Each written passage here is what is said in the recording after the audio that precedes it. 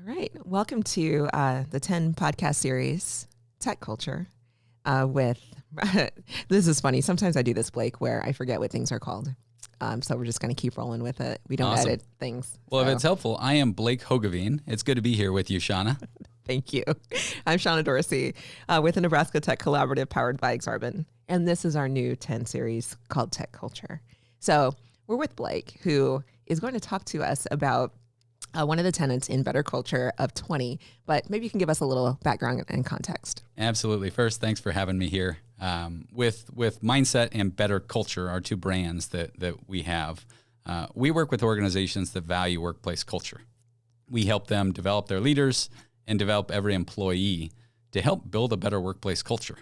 And we're capitalists. We believe with a better workplace culture, your company is going to be more successful. So those are the types of leaders that we work with, those that really believe in the value of workplace culture. And our organization spun out of a 5-time #1 best place to work here in Omaha. And for a decade plus, we were working with owners, CEOs, executives, managers saying, what can you do to build and protect culture? Mm-hmm. And with this 20 Tenets product, it's the other side of the coin. We get to go to those same leaders and say, would you like every employee to help push and pull the wagon to have a better workplace culture? Because that's what we're focused on. 20 attitudes and behaviors that every employee can bring into the workplace to help the company have a better workplace culture. Fantastic. So if you've missed it, we've covered so far being coachable. Very interesting discussion. So take a listen or watch. So today we're going to talk about being helpful. Yes. Awesome. So tenet #2, helpful. Mm-hmm. And again, just to set the stage for why we think this content is really valuable to companies. Companies want to have a better workplace culture because it's an asset. It helps them attract, develop, and retain great people. We have found in mid to large companies, the best managers are looking for ideas to develop their team, and they're looking for ideas to have a better team culture. So one of the values of this 20 Tenets product is it helps managers build a better culture for their team. It's great content that really makes a difference. And we pitch it to employees. You care about it because it's going to help you be more successful at work and in life. Mm-hmm. So tenet #2, helpful. That is one. It's one of my favorites. And, in it, we reference a book written by a guy named Adam Grant. Okay. Are you familiar with Adam Grant? I am not. So he's a fascinating guy. He's, I believe, at the University of Chicago, professor. He's written a bunch of books, given a number of TED Talks. And one of the books that he wrote is a book called Give and Take. And he was studying what happens in people's careers depending on whether they are a taker. So every relationship that I have, I want to win. I want to take things. Versus somebody that's an exchanger, I will give as long as you give in return. Yep. And then the third type of person is they're a giver. I just want to help people. And it was a really interesting analysis. I guess to ask you another question, Shauna, if you have givers, exchangers, and takers, if you look at the most successful people across the world across industries, what type of person do you think is most successful in businesses? Yeah, I think it has to be the one in the middle, more of the exchange type. That's what I thought. But what Adam Grant actually found, and if you want to learn a little bit more, he gave a great TED Talk on this idea of give and take, but he actually found it's the givers who achieve the greatest success. That is fascinating to me. So I was having a conversation with a friend recently about this very topic, and I did not know we would be talking about it today. So awesome. But what we've experienced is a situation where I'm like constantly trying to help and do things, and they were feeling like they were not being valued because they did not have the opportunity to give. Like it just was not presented. Interesting. So that's kind of why I said it's maybe a mix, but maybe this is like two givers that just kind of are like, which is not a bad thing. That could be. And I do want to balance out if anybody has read the book or watches the TED Talk. He also finds givers are the least successful.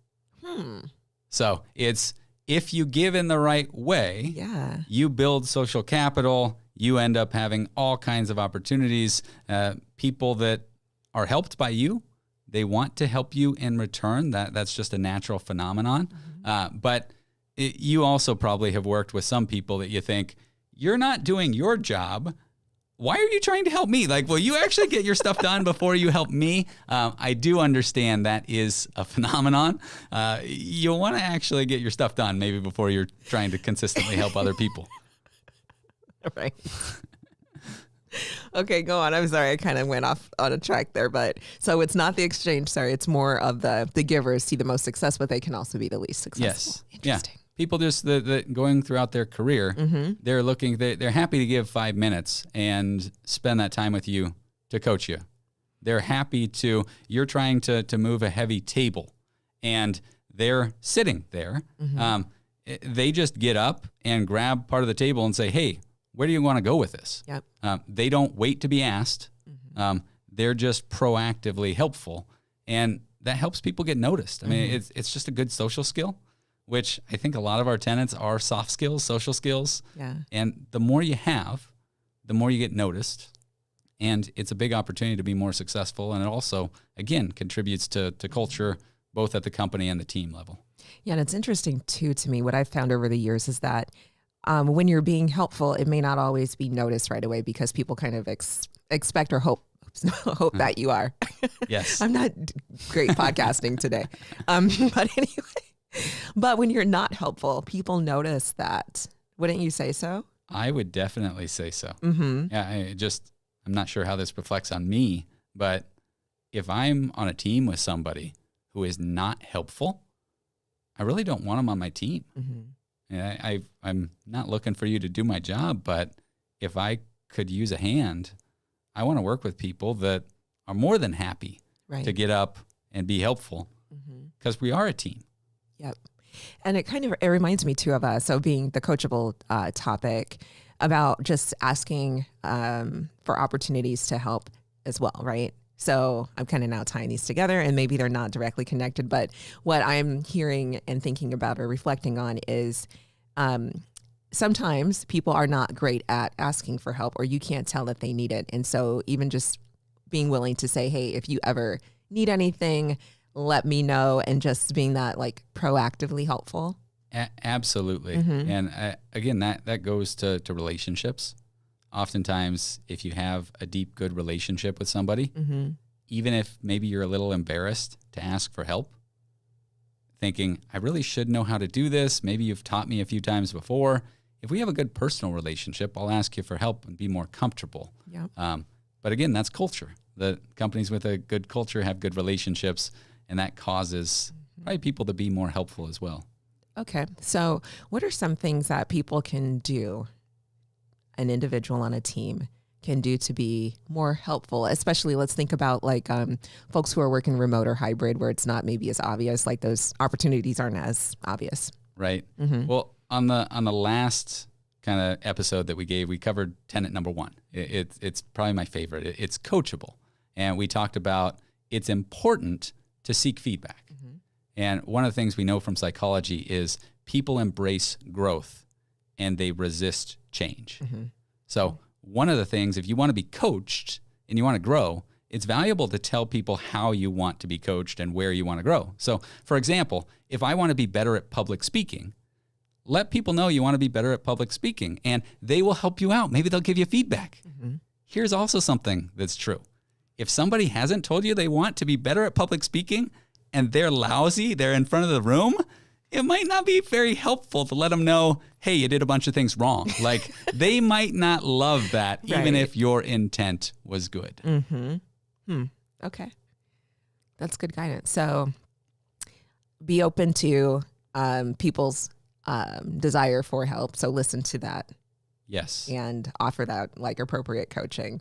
But then also as the person who needs to be helped, what would you say to this person? I would say that people who need to be helped, or want to be, I guess. Yeah. If you need to be, that's the role of a manager. People that want to be helped, I think that's the role of everyone. Yeah. That you can be coached by anyone and everyone. And I think that is one of the reasons that we're trying to help people realize tell people what your goals are. Yeah. And then your colleagues, they want to help you. Just give them a little guidance of where you want to go. And usually doors will open. They will give you feedback. They will help you be more successful. Awesome.